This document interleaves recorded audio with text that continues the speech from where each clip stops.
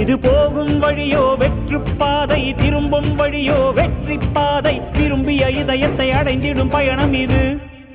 கடல் தாண்டும் பறவைக்கெல்லாம் வழியில் மரங்கள் கிடையாது, ஆனாலும் கண்டம் தாண்டும் சிறகுகள் வலிக்காது.